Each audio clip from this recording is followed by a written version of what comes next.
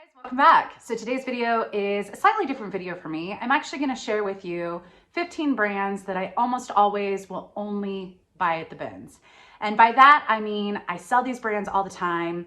I will continue to pick up these brands, but most of the items that I find from these brands usually only sell from about $15 to $25 for me. And so because that's not going to bring in a high dollar return, I don't really want to have a high cost of goods for these items. So yeah, I started this video and then my camera started to die and then the dog wanted to go outside. So it's been a whirlwind, but we're just going to roll with this. If you aren't subscribed and you like content around Poshmark or eBay or reselling in general, definitely consider hitting the subscribe button down below. And as always, if you like these videos, if you like this style of video, hit the thumbs up. I'm actually going to do another video, either the next one or the following one after this, that will be 10 brands that I almost always will, that I will pay up for, not always, but I will be 10 brands that I will pay up for. It's been one of those days. Okay, so I would say about 95% of the stuff I find from these brands falls in this category. There are some exceptions, so I will be sure to highlight those when I come across them.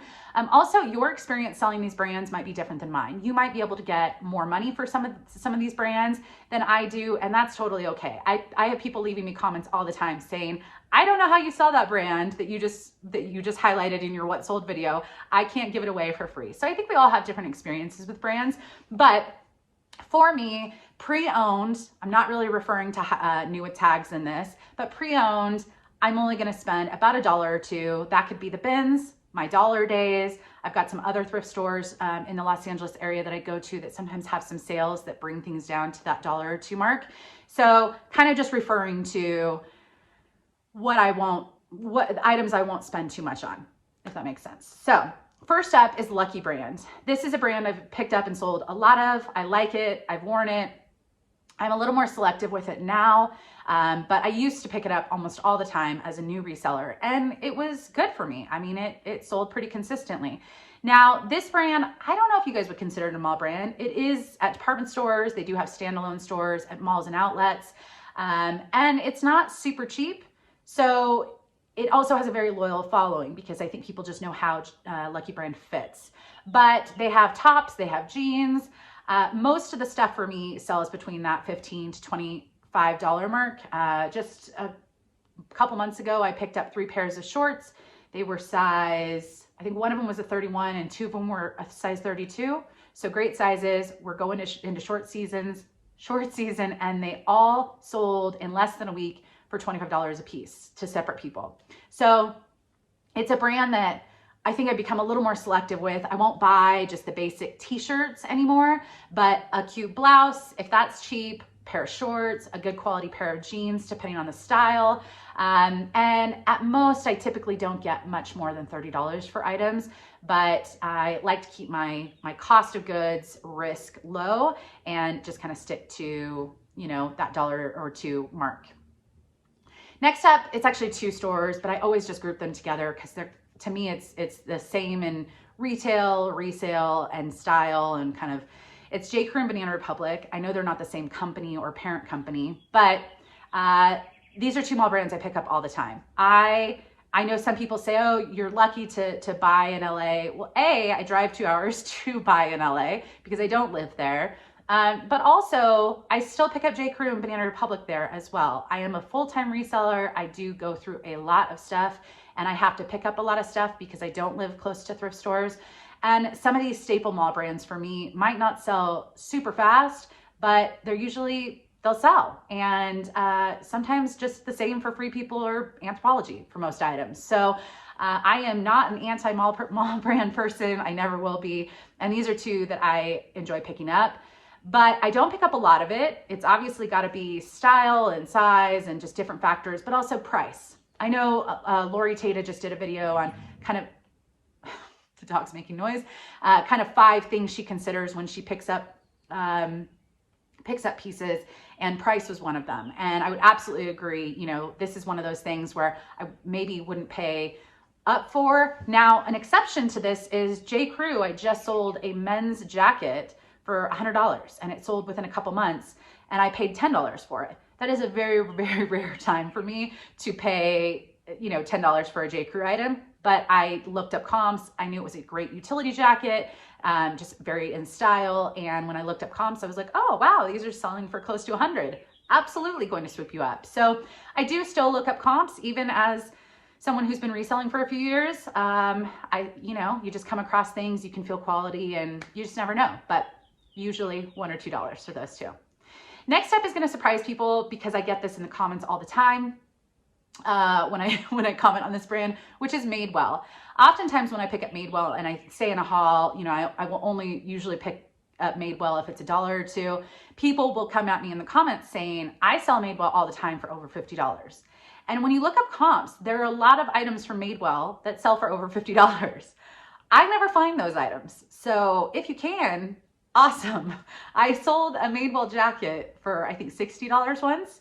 And I sold a pair of Madewell shoes for $40, I want to say. And I've sold a couple of pairs of jeans for, you know, $35, $40.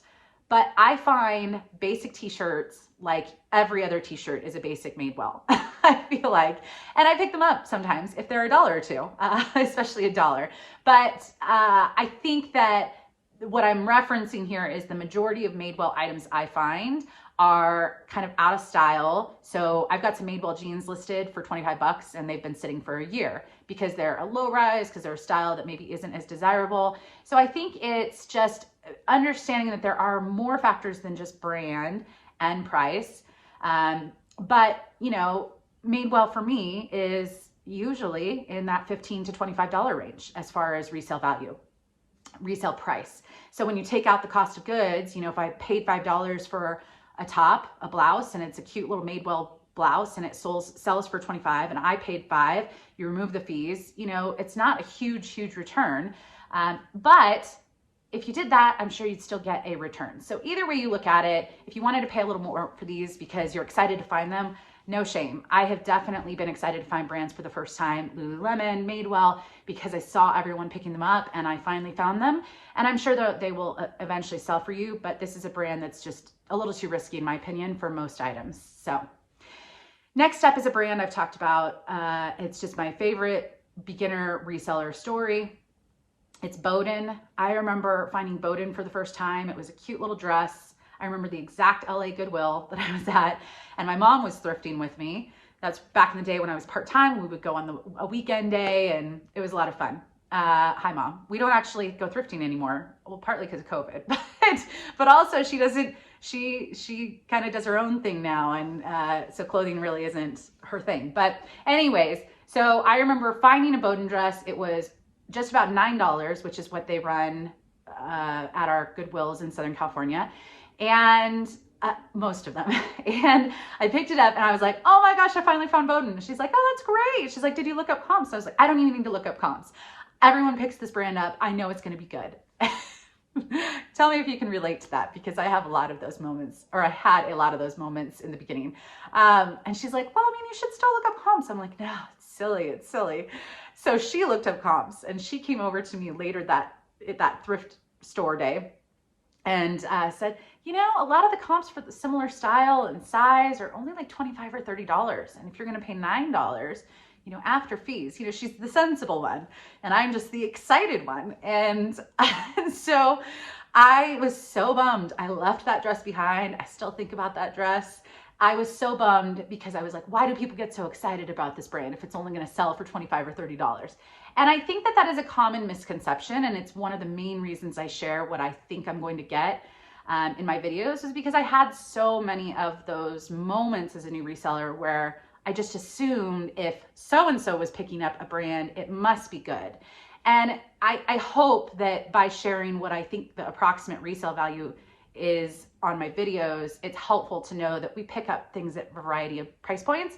And sometimes it's a lot of different factors of why we pick things up. Maybe selling quickly, maybe we just personally like the style, you know, different things. But in the Bowden situation, I do pick it up. I pick it up often, but I usually only will pay $1 or $2 for most items. And, you know, occasionally I might get a plus size dress in really great condition. and I might spend, you know, $3 or $4 on that. Maybe it's a 50% off sale or something like that. But that's a rare time. Usually I try and keep it pretty low on that brand. It was a long story. So back to the beginning days. We all have those. Next up is Joie. This is a brand I pick up pretty regularly. This is a brand that is kind of most well known for their silk blouses. And it's a pretty expensive brand. I mean, for just a fairly basic silk blouse, maybe a fun print, it's, you know, $75 to $125 in price point. So not very cheap, good quality, but man, they do not have a really strong resale value. I usually get maybe $20 to $25. Sometimes if it's like a sleeveless blouse, maybe only $15. So it's another brand that I have picked up, sold a lot. If you buy it at the bins, it's really lightweight usually. So you could probably get it for 25 or 50 cents. And then it's even a better return. But yeah, I definitely won't pay much for it just because it doesn't sell super fast for me and it doesn't sell for huge money. So, and there were a couple dresses I picked up recently and I'm hoping to maybe get more in that 30, 35 range. But that's been a few months and I only think one of those sold out of like 4 or 5. So we'll see. We will see. All right, next up is Rebecca Taylor. This is a brand when I first found it, I hadn't seen anyone talk about it. I found the La Vie Rebecca Taylor line and I was so excited when I looked up comps. And I think comps can sometimes be deceptive because you can't really see how many are listed. So you can't really see the, you know, you maybe the ones that are selling are all selling for top dollar, but you have a whole bunch listed for a lot less. So I wish that we had a little bit better data when looking things up. And there are some apps and programs that you can use, but just if you use your comps just on the platforms, it can be a little hard to see that information. Rebecca Taylor, I remember selling that blouse for, I want to say it was pretty decent money for just a blouse. It was like $35 or something. And never again.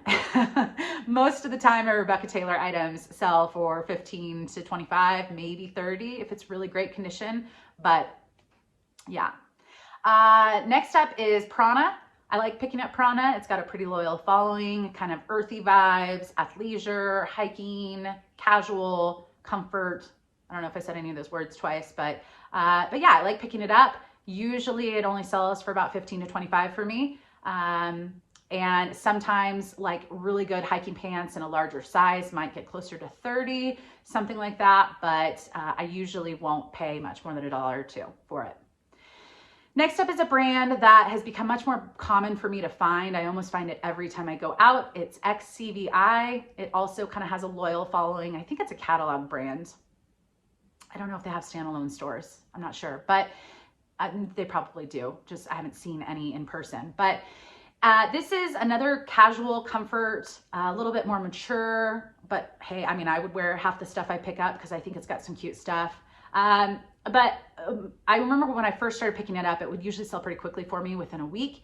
It's gotten a little bit different in the last few years, or the last couple years. It's kind of gotten a little more popular and I think therefore more accessible to people. And yeah, so that's another one. All right, next up is a brand of jeans that I own, I wear a lot of, and it's got a pretty high retail price. It's good quality, but it's so common to find out and about. It's Adriana Goldschmid. This is a, it's not like a designer jean, but it's, you know, you can find it at Nordstrom and some of the higher end department stores. It probably retails a lot of them from, you know, 100 to 150 for most pair of jeans. And they do sell some other things, jackets, etc. But most of the time I find the jeans.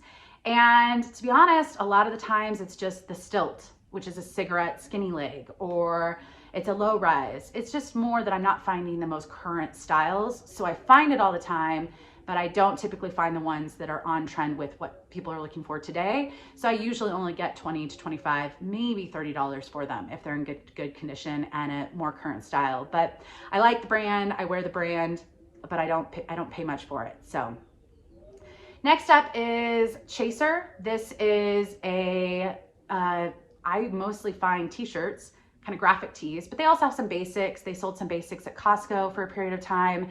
But the graphic tees tend to do fairly well for me. I just won't spend much because usually they'll only sell for about $20 to $30 if it's a fun graphic. And so I just don't risk it on paying up for it. I did pay, I want to say $4.50 or something recently, but it was new with tax. So, you know, slight difference there, but yeah. All right, next up is Cloth and Stone. This is a brand, I just picked up this brand a couple days ago, and the tag actually said Cloth and Stone by Anthropologie. So this brand is sold at sometimes TJ Maxx, Nordstrom, Anthropologie. It's a variety of places, boutiques. But it usually just doesn't get that much for me. It's usually cute styles, comfortable, easy to wear, casual. But for the most part, when I see it, if it's $1 or $2 and it's in good condition, I'll pick it up, but not much more for that. So next up is a clump of stores called, I always clump these two together as well, which is Talbots and Chicos. Not exactly the same store, but a similar clientele and similar price point in retail and resale. I do pick up these brands, rarely, but occasionally I do. And when I do, I usually only spend $1 or $2, not because they aren't good quality or because I don't think people will appreciate them, but because typically I'm only gonna sell something for about 15 to 25, maybe 30 if I'm lucky, or it's an amazing piece. But yeah, I rarely pick up the brands anymore, but I have sold them a lot, and I won't be afraid to pick them up if it's cheap and it's a great style. All right, two more. Next up is Cupcakes and Cashmere. This was one I felt like I saw a lot of people pick up and get excited about in my beginning days of reselling. I don't see it as much anymore, and the resale market is not that great. I did pick up a leather jacket, real leather, super soft, buttery soft jacket recently, and I gave it to a friend, and the comps on that actually looked like 40 to 50. So there are a few exceptions. But most of the stuff I find from this brand, a sweater, a long sleeve top, you know, 15, 20, maybe 25. So I'm not going to spend too much more than $1 or $2. So, but some cute stuff, kind of trendy. And then last up, I'm actually wearing the brand. It's actually two, Kalia, which is Carrie Underwood's athleisure. That's what this one, it's got some ruching. It's athleisure workout. And then Zella, which is a Nordstrom brand. I wear both of those brands. If I find them in my size, they're going in my closet for sure, like this top. But I do pick it up to resell only if it's $1 or $2, just because it doesn't have a strong resale value. So that's it. I will also mention Free People and Anthropologie are not on this list, but I would say 85% of the stuff from Free People and Anthropologie, I won't pay much more than $1 to maybe $3, because most of those items from those brands also don't sell for much more than the $20, $25 range as well. So stay tuned. In a couple videos from now, I will put out a video of 10 brands that I will pay up for. So kind of the opposite, and I'm excited to share those brands. And yeah, I hope this was helpful to kind of put it all together. There are probably some more brands that I missed, but these are just brands that I commonly pick up and resell for myself. And yeah, I thought I would share. So I will see you guys in the next video. Be sure to hit the thumbs up. Bye.